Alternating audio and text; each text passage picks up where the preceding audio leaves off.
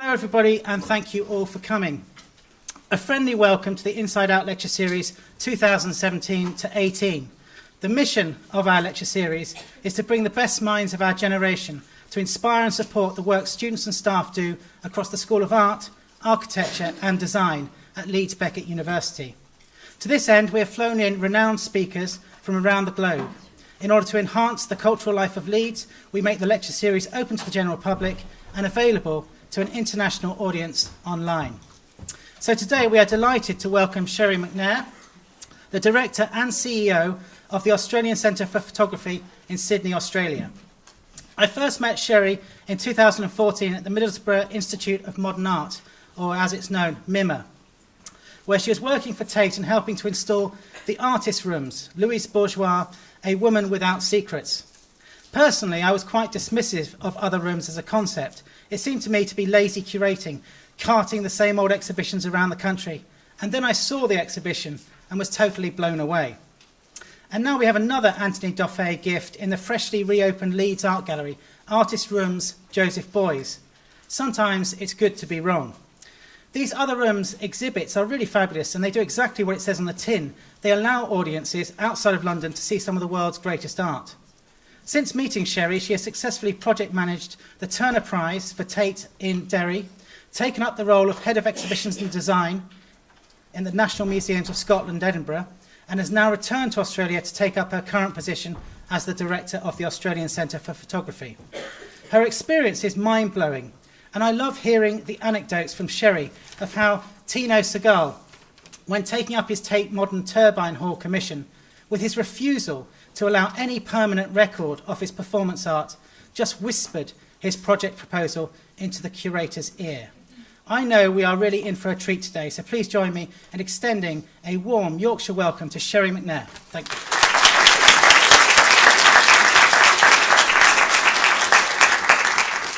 Thanks, Simon. Thanks, everyone.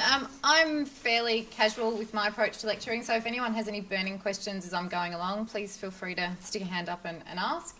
I'd also like to thank Patrick, who's here today, who's been hosting me at Shandy Hall. So thank you for that fantastic partnership between Leeds Beckett University and the Lawrence Stern Trust. It's a fantastic opportunity. Obviously, I've come from a 24-hour flight away, so it's nice to have somewhere very homely to settle into and a fantastic organisation and scenario. It's very, very different to anything that we've got at home. Amazing kind of history that predates Anglo-Australian settlement. So today I hope to provide the context for the unique trajectory of photography in Australia by discussing the earliest applications of the medium, and then in a leap forward in time to the establishment of the Australian Centre for Photography. For those of you unfamiliar with Australia, I'd like to start by reading some excerpts from Bill Bryson, who seems to have quite a handle on the place. Australia is the world's 6th largest country and its largest island. It's the only island that's also a continent, and the only continent that's also a country. It was the first continent conquered from the sea and the last, and it's the only nation that began as a prison. It's the home of the largest living thing on Earth, the Great Barrier Reef, and the largest monolith, Uluru. It has more things that will kill you than anywhere else. One of the 10 most poisonous snakes, all are Australian. 5 of its creatures are the most lethal of their type in the world. If you are not stung or pronged to death in some unexpected manner, you may be fatally chomped by sharks or crocodiles, or carried helplessly out to sea by irresistible currents, or left to stagger an unhappy death in the baking outback. It's a tough place. And it's old. For 60 million years, Australia has been all but silent geologically. In consequence, things once created have tended to just lie there. So many of the oldest objects ever found on Earth have come from Australia, including Aboriginal Australians who have inhabited the continent for over 90,000 years. With the arrival of Captain James Cook and his ship HMS Endeavour in 1770, for most people this is where the story begins. The world those first Englishmen found was famously inverted, its seasons back to front, its constellations upside down, and unlike anything any of them had ever seen before. Its creatures seemed to have evolved as if they had misread the manual. The continent teemed with unlikely life. It contained a fish that could climb trees, a fox that flew, and crustaceans so large that a grown man could climb inside their shells. In short, there was no place in the world like it. There still isn't. 80% of all that lives in Australia, both plant and animal, exist nowhere else. More than this, it exists in abundance that seems incompatible with the harshness of the environment. Australia is the driest, flattest, hottest, most desiccated, infertile and climatically aggressive of all the inhabited continents. Only Antarctica is more hostile to life. This is a place so inert that even the soil is, technically speaking, a fossil. This is a country that is at once staggeringly empty and yet packed with stuff. Interesting stuff, ancient stuff, stuff not readily explained, and stuff yet to be found. So Australia is a complex place. We are both 229 years young and 90,000 years old as a settled country. Photography in Australia has a distinctive local character and is tied up with the imperialist and colonialist underpinnings of modernity.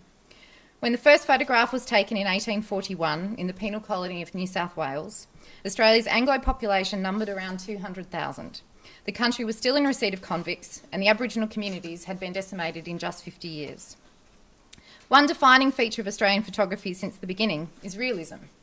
Preoccupied with the physical, material aspects of life rather than the metaphysical or spiritual dimensions.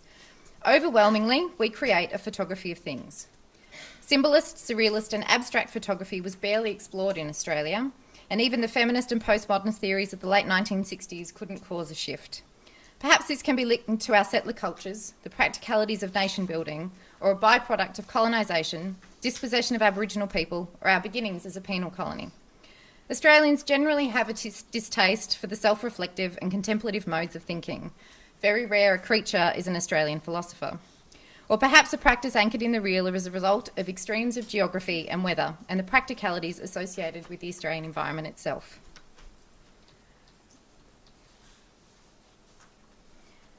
The first photograph taken in Australia was most likely by an Englishman, and more than likely one not staying very long. A man named Captain Lucas had brought with him the apparatus for taking daguerreotypes and intended to sell it. On the 13th of May 1841, in what can be described as a sales demonstration, the first photograph was taken. However, like many things in Australia's settler period, Lucas's camera and the resulting daguerreotype have disappeared. Literally thousands of daguerreotypes were made in Australia between 1842 and 1847, yet the resulting images were not made to be kept, but aimed to be sent back to England, Scotland, Ireland and Wales as proof of life and continued familial connections. The earliest photographers, including J.W. Newland and Edward Haig, have only remained in the colonies for a short period. They produced works that could already be described as distinctly Australian, the result of the intersection of international technology and aesthetics with local conditions. When I say local conditions, I refer to limited training, distance, for example, a journey back to England took almost a year, a small clientele spread across a large geographic area. The unfamiliar climate, particularly the heat, made some photographic processes utterly impossible, and of course limited photography in some of the more remote, hotter, drier parts of Australia. And yet, as a slight aside, for a country that wholly embraced photography, no photographic technologies have been invented or manufactured in Australia.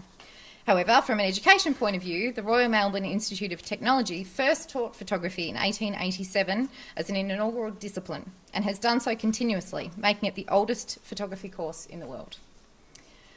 So the location of the first photograph was taken in Australia, in Sydney, and so it stands to reason that the first dedicated gallery for photography would also be Sydney.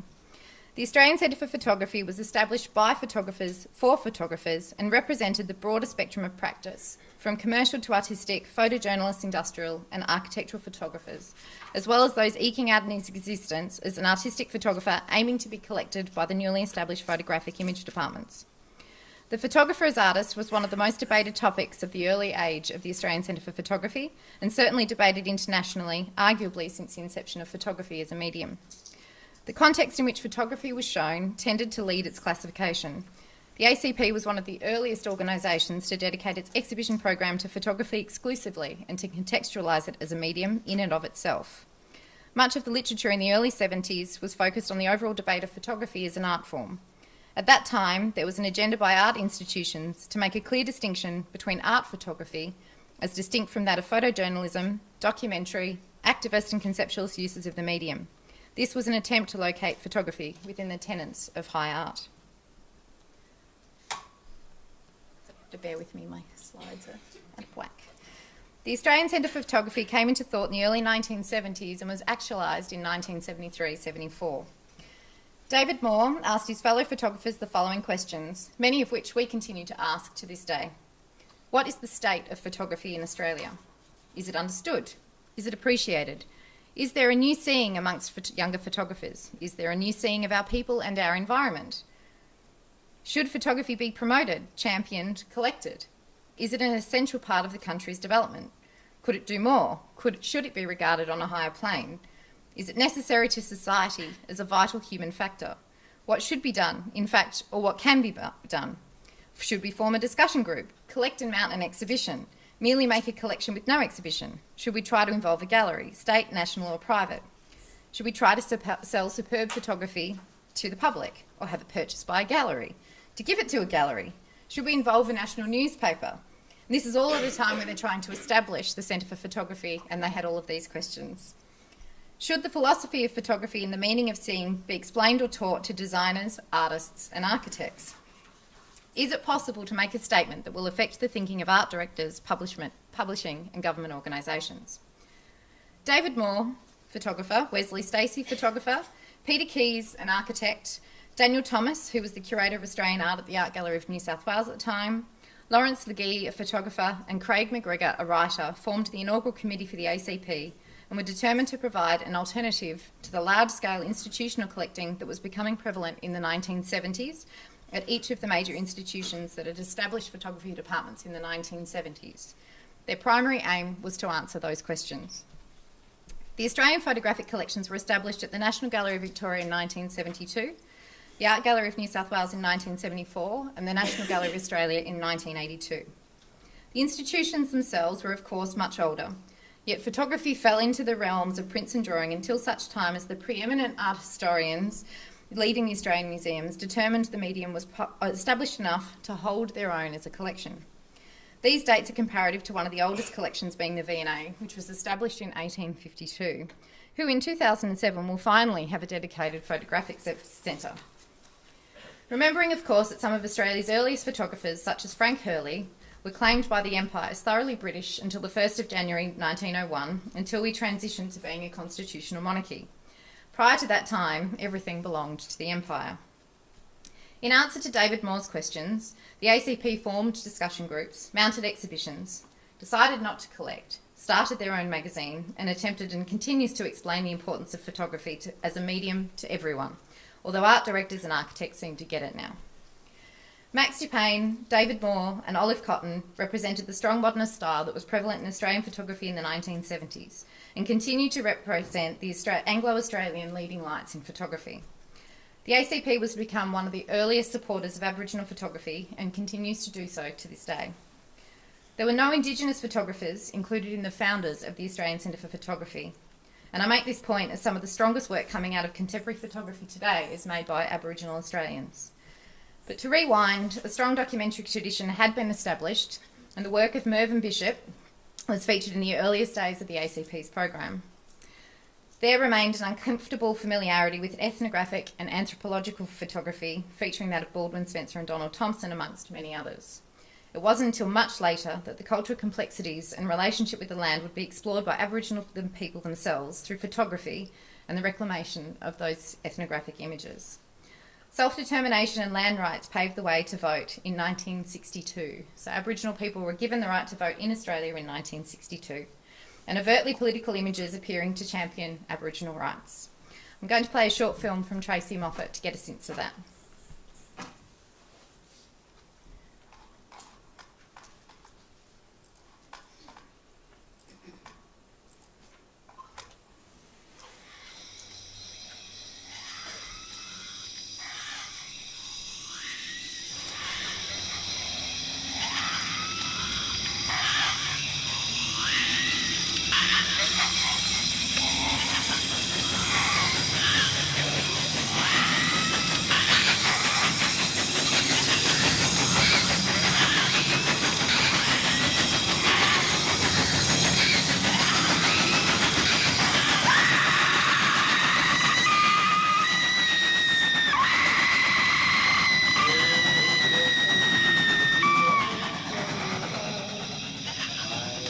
Telephone to glory, oh what joy divine. I can feel the current moving on the line, made by God the Father for his very own.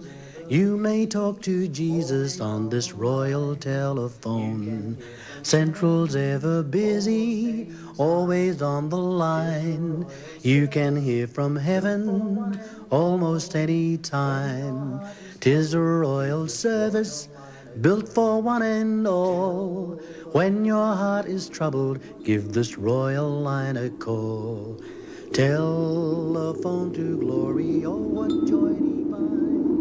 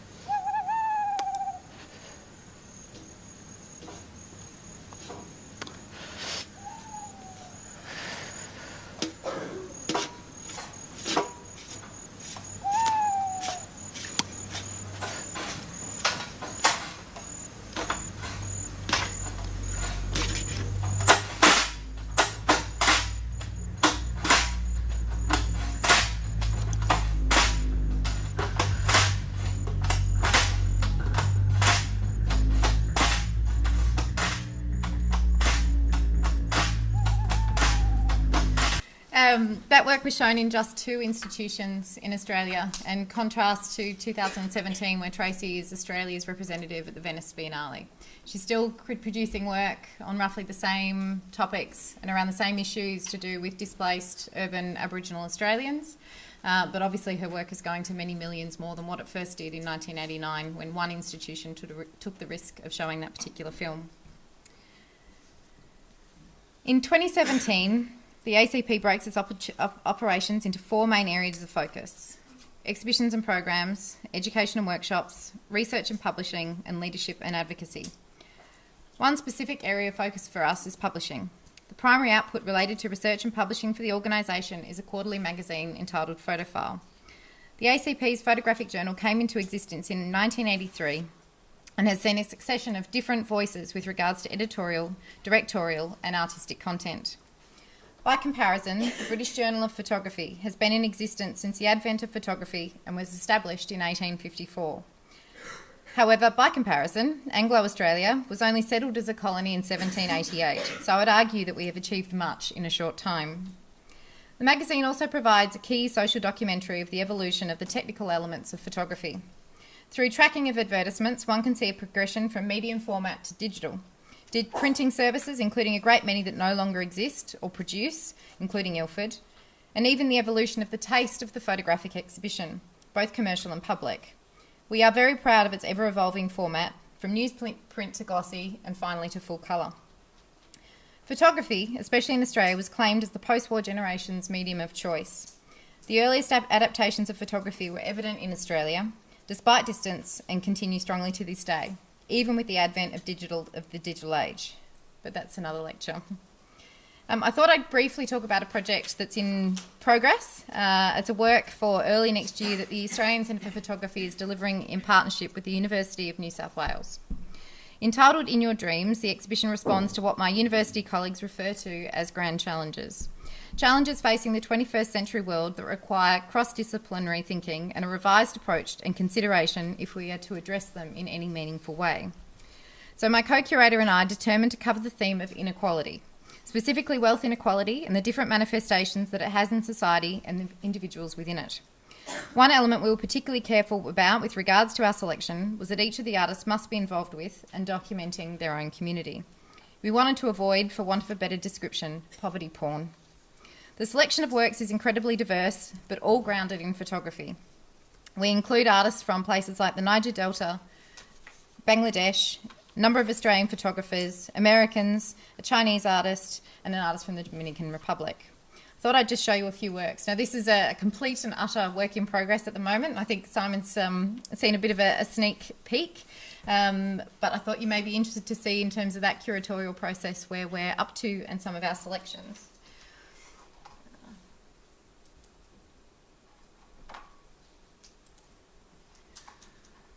So this is the artist Sim Chien. Chien was born in Singapore and she lives and works in Beijing in China. She was originally a journalist and was trained at the London School of Economics. She emerged as a visual documentarian. She focuses on the effects of resource extraction and economic inequality in Asia, and particularly in those areas led by Chinese development.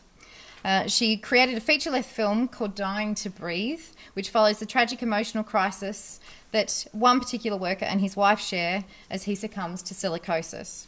His lung disease, like many millions of other workers who are employed to extract gold from mines in China, would have been preventable if they were afforded protective ventilation equipment while extracting the gold. Tin Men, which is the series that we'll be showing in January next year, she documents the working lives of another type of mineral extraction, tin from Bangka Island in Indonesia. The tin is required to solder the parts together in today's vital electronics like mobile phones, tablets, and laptop computers. The mining is illegal and the work is incredibly taxing, yet many men work to extract the tin for the world's increasing demand and to eke out a living. I thought I'd show you a quick documentary that looks at a series of work of hers that's never been seen in China. So it documents a group of people called the Rat Tribe. Underneath Beijing, there are roughly 1 million people living in what were designed to be nuclear fallout shelters. I'll only show you a bit of this video, but for those of you that are kind of interested in photojournalist style working, it's definitely one to go back to. But just to give you a sense of the kinds of environment that Cherie is working in, and the kinds of environment that people are living in.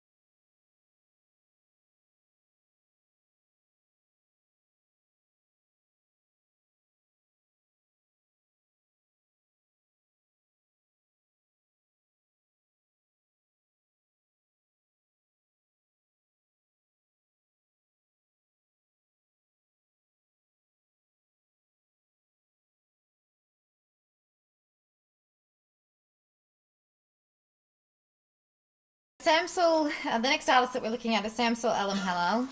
Samsul was born in Bangladesh and he lives and works in Dhaka, Bangladesh. He attended the Pashala South University, which is one of the biggest universities, churning out some pretty amazing photographers, and is also the home for a very large photographic festival. Samsul has been quite privileged in that he's had an opportunity to travel because his work's been seen at the festival and been picked up. But he considers himself very much a documentary photographer, but he wants to tell the stories of people, especially the minority groups and the neglected classes. He explores his subjects' identity, dreams and longings to raise our curiosity and to question. So the work that we're showing of his is one called Love Studio, and he goes out to an area just outside of Dhaka where there's a huge number of factories and the workers generally live nearby or they travel in to work, and that is the entire sum of their day. They go in, they work, they eat their lunch there, some of them sleep nearby, some of them travel long distances to get there.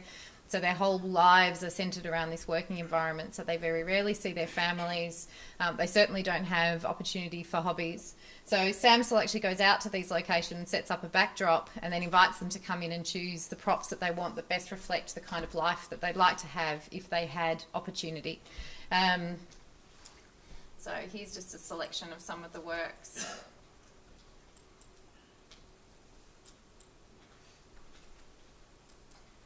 And for a lot of people, you know, the basics of just taking a holiday, you know, are literally a dream. They're never going to happen. They're never going to have an opportunity to do so.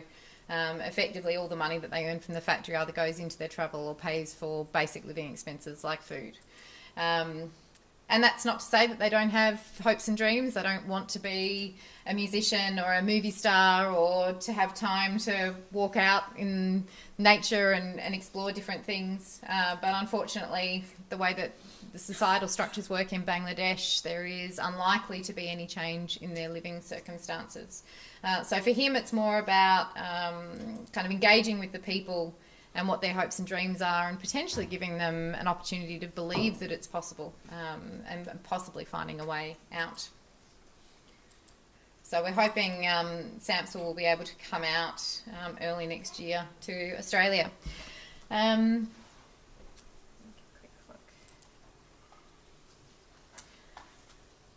This series of work is by a young Australian photographer called Rafaela Rosella. She is part of two collectives, one called Lumina, which is a group of female photojournalists that are working within Australia, and a group called Oculi, who include kind of one Magnum photographer and a bunch of other people working in a photojournalist or long-form documentary style. Rafaela is quite interesting in that she grew up in a fairly socioeconomically disadvantaged area in Australia, which for some people is a surprise that we do have areas like that in Australia. It is a very wealthy country. We're in our 24th year of economic growth. And I think a lot of people that live in the big cities in Australia are probably not aware that there are communities out in sort of some areas like country Australia. New South Wales is where Rafaela is.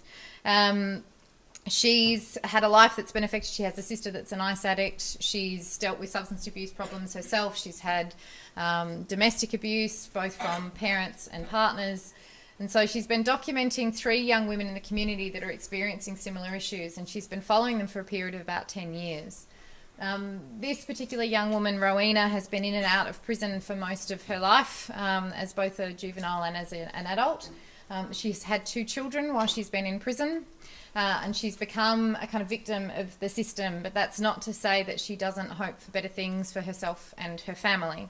So Rafaela's been working with Rowena for probably 12 years now, and just documents her day-to-day life with an idea that it's an opportunity for these women to tell their stories in quite a beautiful way. Rafaela just finished a mentorship with Richard Moss. Some of you probably know his work. Just probably within the last couple of years, it's had quite a few big shows and represented at the Venice Biennale in 2015, from memory. So Rafaela's quite interested in long-form storytelling and actually capturing every aspect of these young women's lives and making sure that the communities within Australia are aware that these women exist, and potentially offering some opportunities for help. The government system is not a perfect one, and certainly there are a significant number of people that fall through the cracks. And unfortunately, the 3 people that she's been documenting probably in the most depth have suffered from all of those things. So the Department of Housing, for example, in Moree, which is the community that Rowena lives in, will often provide housing to families, but they don't do maintenance. So it's not like a landlord-tenant relationship. So the houses start to fall apart. The people that live on the other side of the tracks, for want of a better description, get very upset because it's making their town look terrible. But the houses have been given to low-skilled, low-education level individuals who have no resources to maintain or fix their properties. So you end up in this cycle of kind of disdain and unhappiness from one part of the community, not prepared to help the other part of the community. The other part of the community, because of that disdain and unhappiness, won't ask. So these houses end up falling down around them. You'll often have 2 or 3 families living in them, and the cycle repeats. They get to the point where they need to be demolished and they get moved to a new government housing. So there's some systemic issues within the system. Rafaela also works for an organisation called Beyond Empathy, which works with government. They're a non-profit, non-government organisation, and they try to bridge that gap to try and repair some of those things. So Rafaela sort of wears 2 hats. She's also a kind of NGO worker to work with the communities in a productive way, but she's also a documentary photographer. So one of the most important things with her and her subjects is trust. So there's a couple of images that we're looking at including in the exhibition, but they're of one of the particular women photographed in her prison greens at sort of 8.5 months pregnant, and we're having some issues with the correctional system about being able to put that on public display. So there's complexities in working with photographers working with living, breathing people because it can affect their daily lives if we expose images of them to 10,000 people coming through as part of something like the Sydney Festival. But we have to work through those issues as we encounter them. What else will I show you?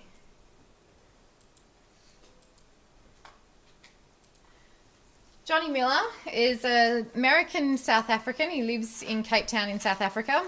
Johnny's quite an interesting one for us. He works with drone photography. So obviously at somewhere like the ACP, we try and keep on top of the cutting edge of technology, including all forms of photography. Johnny's recently started using drone photography to take this series of photographs called Unequal Scenes, and particularly apparent in post-apartheid South Africa are the divides that still exist in communities between the haves and the have-nots. So what you're looking at is, on one hand, a slum, and on the other side is another suburb with a different name that isn't a slum, it's probably an upper middle class suburb in Cape Town. He's been working across most of Africa. He's now working in Eastern Europe.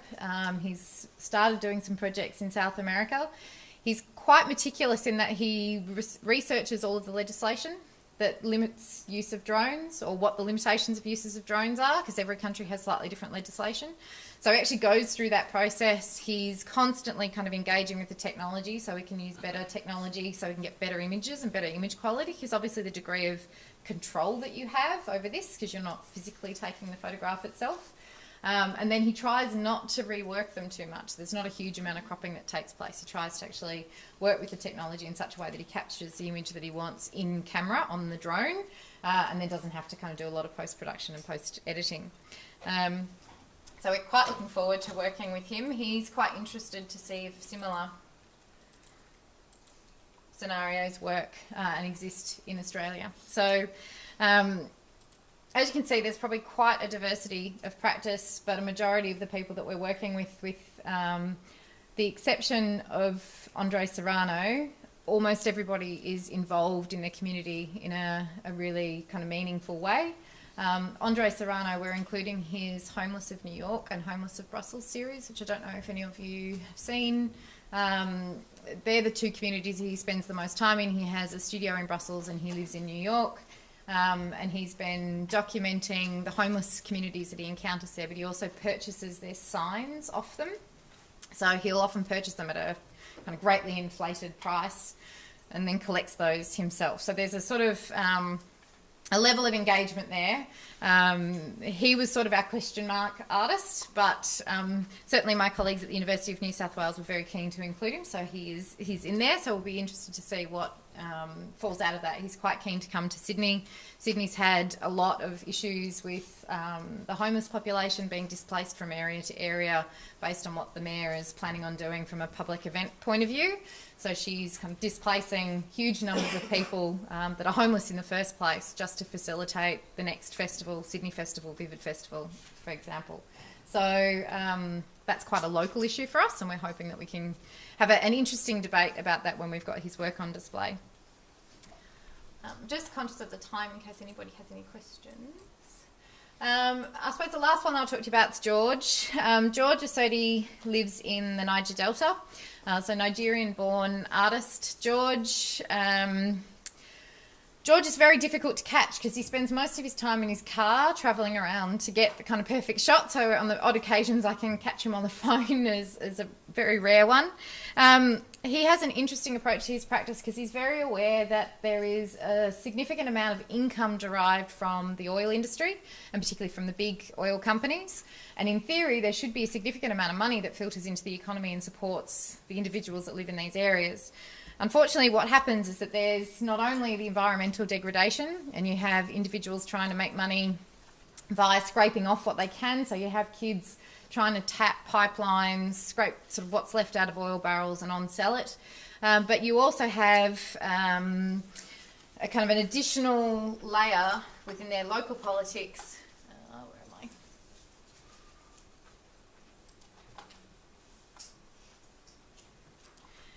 Which kind of goes back to more traditional society, which are the Nigerian kings. So they still have a feudal system in place. So you still have families and regions with alliances to these local kings who obviously receive the additional payments that are made by the big external, usually international oil companies. And none of that money filters down. So unfortunately, there's a sort of multi-layered complexity. One is very local and the other one is international. So he's starting to work through a number of projects that look at the large numbers of people that are displaced, that are trying to get away from these systems of living, how the people that remain, how they live and how they deal with not only the fact that they've got these multiple layers of filtering for the money that should be coming in, but they've also got huge environmental problems and impacts to deal with. So in terms of just living, most of the country has actually been destroyed through the process of oil mining. So very complex issues. We're trying to base it all on the context of wealth and what wealth enables you to do or doesn't enable you to do. All up, there's about 13 artists in the exhibition, a couple of whom are making new work. One has disappeared into the wilds of Booker in Papua New Guinea, so hopefully we'll hear from her in November to get ready for a January show. But for us, I suppose it's a process of going through and locating individuals that are working very much to improve things, document things. Some are much more political than others, and that's something that we have to kind of deal with as an institution.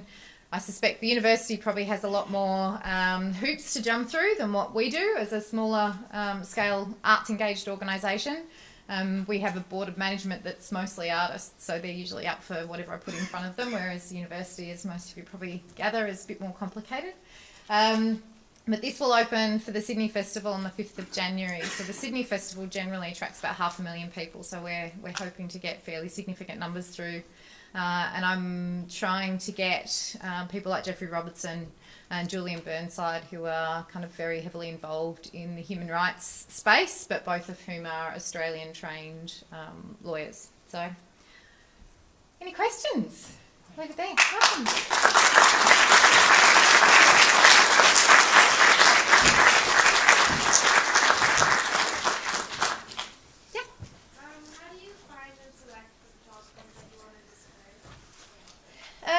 So I have a full-time curator, so I work quite closely with her in terms of our overall program for the ACP. We try and have a balance of emerging, mid-career and senior photographers in the community. We also put a balance of group shows. We invite guest curators, so that sort of has the shape of our program. We try and make sure that we have an Indigenous photographer every year. And then when we work on shows like this, often it starts with photographers that we've seen in festivals, exhibitions. We receive a lot of proposals and things in the mail. it kind of goes into the memory bank. And then often, for example, dealing with one of the artists, Maria Kukuta, she's from Greece originally, but she's done some work at the University of New South Wales. Once you start talking to those people, they kind of point you in the direction. It's sort of photographic community is kind of an interesting one because they're all in part connected. There's a lot of photographers, but they all seem to know each other. It's really interesting. I don't know whether that's the sort of transient nature of the profession itself. And then you always end up with more material than what you can actually work with. So part of that comes back to what the rationale for the exhibition is, which is what's the message or what's the discussion that we're trying to promote, and what works will best kind of provoke that discussion or illustrate the point that we're trying to make. So part of the reason for the breadth of the number of artists that we've got in, and the fact we've got 2 Australian and 1 Papua New Guinean artist, is that certainly in the international press there's a perception that these issues don't exist in Australia, and so very much for us as putting Australian photographers in the context of their international counterparts looking at some of these bigger issues is quite important. So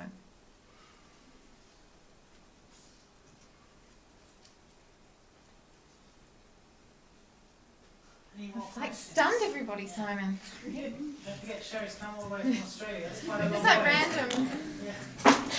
Sorry, just like you mentioned the education side of it, any innovative ways that you then take what you've said to us into the community?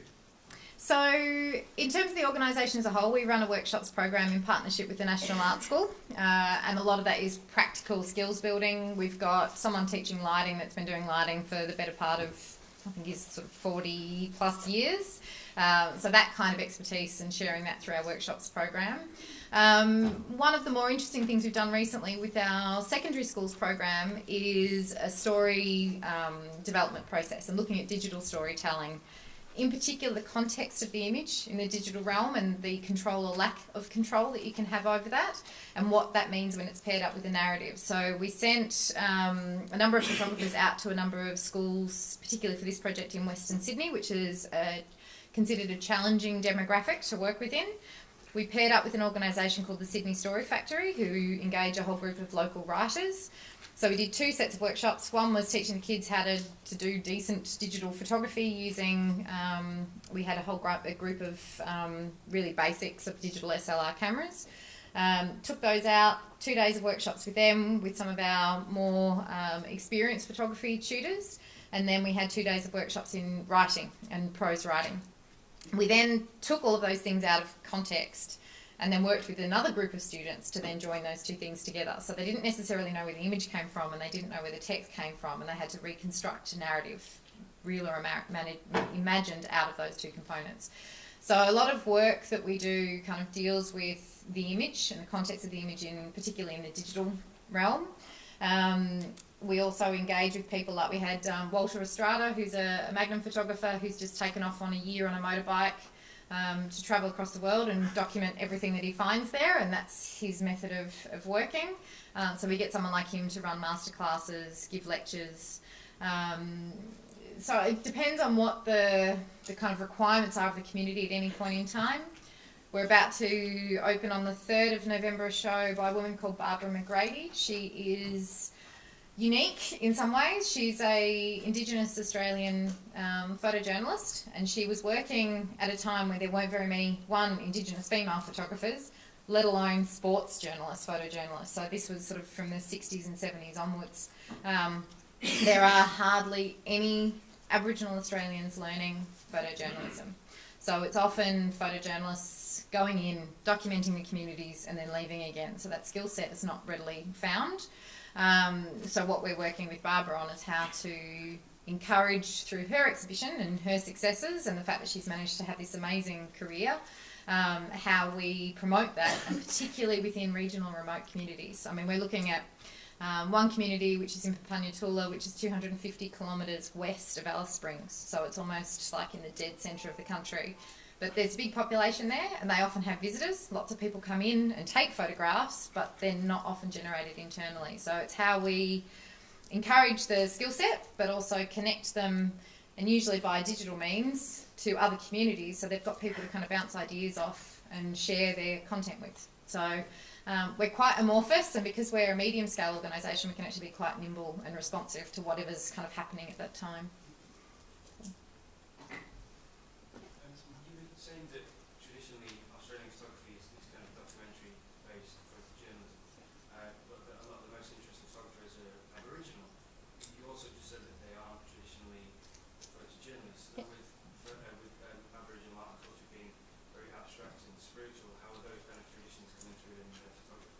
So one of the most interesting things about Aboriginal art is their concept of time.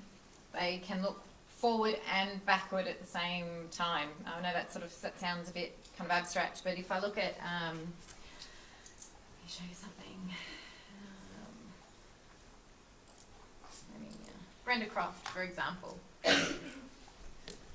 So in one image, you've got this sort of portrait style. Brenda, she studied at what is now the University of New South Wales, but used to be the Central College of Fine Art in Sydney. She's dealing with a whole kind of bunch of political stuff in this particular image. There used to be benefits paid out based on the percentage that you were Aboriginal, which is now gone. It's now, and as it should be, a politically incorrect question to ask somebody what percentage of Aboriginality they are and who they identify. So she's taking quite an abstract and very politically loaded kind of content and putting it into basically what is self-portraiture. So she's sort of one example that's in a, and maybe this probably doesn't mean a lot to people that are not engaged with Aboriginal imagery and the politics behind it. You've got people like, there we go, Destiny Deacon. She uses dolls. And that's her way of illustrating without using people to tell her story in a not necessarily straight photo documentary point of view, but it is the reality of existence for Indigenous people related to the stories that they tell here. So this is sort of relating to kind of, you know, two ladies gossiping over the fence. They just happen to be these dolls that were very popular right up until the 1980s, which are like little Aboriginal girl dolls. You can't get them anymore. Just trying to think if I've got another image of hers. Brooke Andrew reappropriates collected images. So there's a sort of variety of methods and it's different across. And often you'll find with Indigenous photography they are, with the exception of one or two, one of whom is now deceased, a man named Michael Riley, who I don't have an image of in this, they'll be reappropriating their own images back. So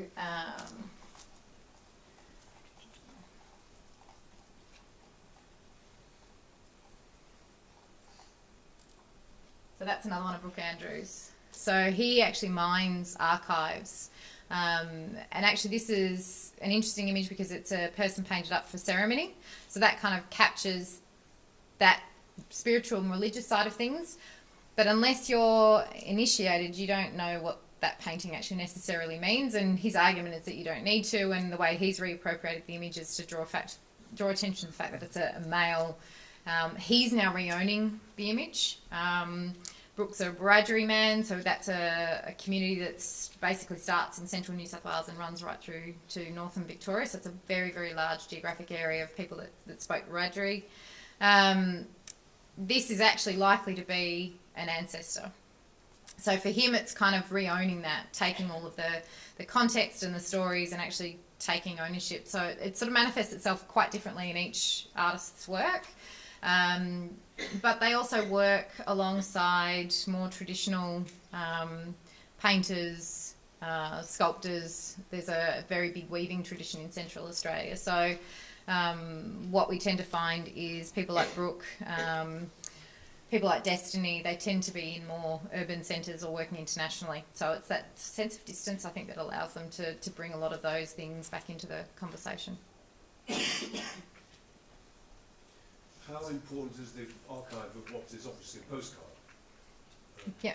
Indigenous postcard. Is that a substantial part of the archive? Yes, absolutely. So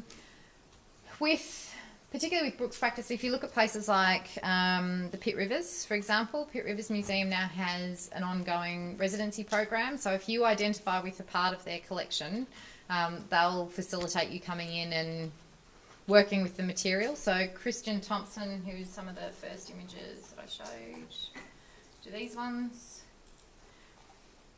These were installed in the long room at Oxford. So Christian was one of the first Indigenous Australians to complete his PhD at Oxford University in art history.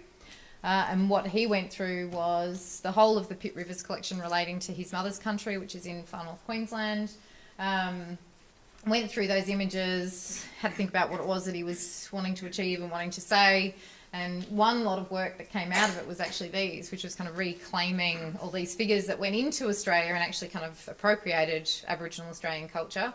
And they actually decanted all of the portraits of the deans that were around the long room at Oxford and put these up in their place, which they haven't done in the history of the university. So, I mean, it's pretty kind of amazing. And the university's quite open to that kind of reclamation of space because they're aware that the collection that they have was largely assembled without permission. So, in some ways, they're doing their part. They're not going to return it, but they will make it available. So, I think to a certain extent, that's why some of the more critically interesting work is coming from Indigenous Australians, because they're trying to reclaim a lot of material that was theirs, but also the context in which it was taken was lost. You know, there's been literally 150 years of trying to clear out this culture by the then Australian government, and it's only really been in the last, since, 1962. That's not that long ago. That's in the lifetime of some of us for Aboriginal Australians to have actually got the vote. But they'd been part of the country and acting as citizens for a long time before that, but it took a very long time for the government to recognise it. So I think, you know, in some ways, the work is interesting because they're trying to kind of get to the bottom of some of those issues and look at some of those losses and the gaps and find, you know, 150 years of documented culture that hasn't been documented by them. So, so archives are incredibly important. And also, I mean, you know, it's like finding family photos, like in the bottom of the drawer that are kind of 150 years old. They're kind of interesting things, and they need to find out where they've come from. So, yeah. There's a question up there. Do you it seems like you work a lot based around Australia and in Australia. Is there anything you do you'd say in the UK or anywhere? Yeah, so while I worked at Tate, I worked on the Tenor Prize. So that was in London Dairy 2013. That was the UK City of Culture year. I worked with Oliver Ellison during the Olympics. I've curated an British Council architecture exhibition focusing on Middle Eastern architecture. Gosh, what else? I mean, even in Australia, I've worked on big projects on the Vienna Secessionist movement, Salvador Dali, for example, a very large Andreas Gursky show. So I suppose despite the fact that I am Australian and spent a long time, I mean, and this is... a lot of the people that I went to university with were kind of coming, and Christian and I went to uni together. So, I mean, they're my cohort, so I'm very connected to what it is that they're producing. But I've worked with a number of artists here in the UK. National Museum Scotland was kind of an interesting one. Scottish history and archaeology, you know, there was a whole new field for me. And particularly when you've got archaeologists that kind of telling you that Australia has no archaeology, it's kind of an interesting process. Victorian Albert Museum, Thomas Heatherwick exhibition. So yeah, lots of work here. But I've also had the benefit of working with artists from Indonesia, Papua New Guinea, throughout Melanesia, so Vanuatu, Fiji. Yeah, it's almost 20 years. It's a long time. Yeah. Just a practical question, really. I love the work by Raphael Rosella, but it's obviously very sort of narrative driven, and I wondered how you as a curator approach that in kind of how much context you give, or you allow the photos to speak. So Raphaela's other company, Beyond Empathy, is actually upstairs from our offices, so it's kind of easy to find her when she's not out on the road. With her, she's been documenting more than 3 women, so she's got a huge volume of work. She was in the New York Times recently with one of those pieces, which they've taken out, kind of, to a certain extent, taken out of context. And that's something that she suffered from quite greatly in the past, where she's ended up with one of Rupert Murdoch's regional newspapers in Australia requested an image from her, and she's like, brilliant, I'm going to be published in a big newspaper. And they put it front page with the heading, nothing's changed in Australia's drug capital.